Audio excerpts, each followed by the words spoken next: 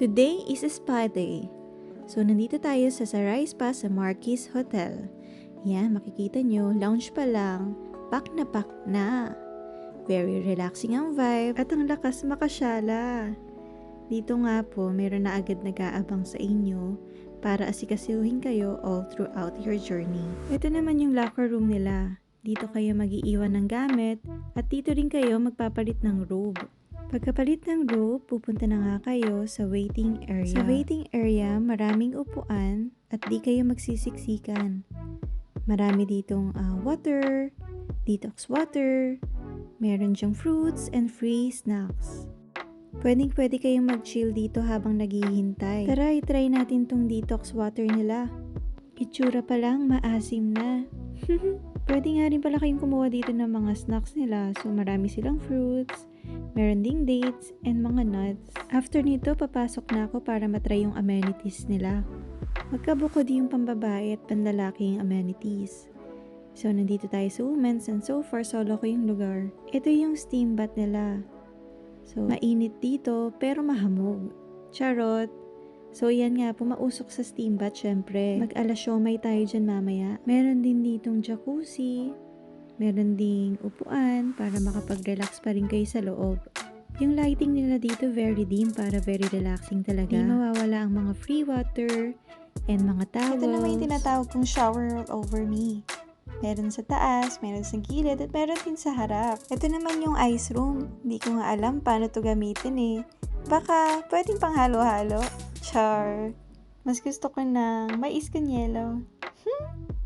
O siya, lumipat na nga tayo sa kabilang room. Meron din sila ditong sauna. Sauna, mainit. Sa huli, mainit pa rin. Jokerist yan. Sorry na. Sa lahat ng sauna, makakakita kayo ng tabo at ng balde. Ginagamit yan para painitin yung room. Kuha ka ng tubig at ilagay mo dito sa mga bato-bato. Magsisisil yan parang sisig. Mag-uusok, tapos lalong iinit. Hinay-hinay lang sa paglagay baka kayo masobrahan. I recommend na kung gusto nyo talaga mag-relax, maglatag kayo ng towel tapos humiga kayo. Kumuha rin kayo ng cold towel para ilagay sa face nyo. Upo-upo lang kayo dyan, mag-video, mag-vlog, at nakuha pa nga mag-dekwatro. Ano? Enjoy yarn. So kung sobra kayo nainitan, magstay kayo sa lower portion ng room. Meron din dyang hagdanan.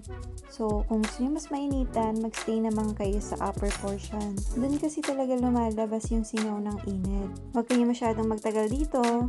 Mahirap na, baka mahimatay kayo sa sobrang init. Try naman natin tong kabilang room. Natuwa ako dito kasi alam niyo yung mga nasa resort na pang bata. Yung may bucket na nahuhulog na water. Hirap kayong makipag-agawan sa mga bata doon. Nagulat ako, napakalamig pala ng tubig. At syempre, di mawawala ang jacuzzi. Talagang enjoy na enjoy ako dito. Mag-isa lang ako. Aurahan natin yan, go! Babae ako nakitang kay ganda. Yung mga mata niya ay bibihagin ka. Patay na. Pag tumingin ka sa kanya ay matik na. Ngayon naman, naghihintay na lang akong tawagin for my massage. Don't forget to hydrate. Kaya pumunta kayo ng much earlier before your massage time para ma-enjoy niyo amenities. By this time, tapos na nga yung massage namin. So, magkasama na kami ulit sa lounge area. Dito, nagbigay sila ng free hot tea and some more snacks. Ayan o, chill na chill pa nga yung kasama ko. Pogi yarn. Ang hirap mag-record pag may kasamang abnormal. From time to time, mahalagang nagmi-me time kayo. Lalo na kung stress na stress kayo sa work. Self-care is always important. And because health is wealth.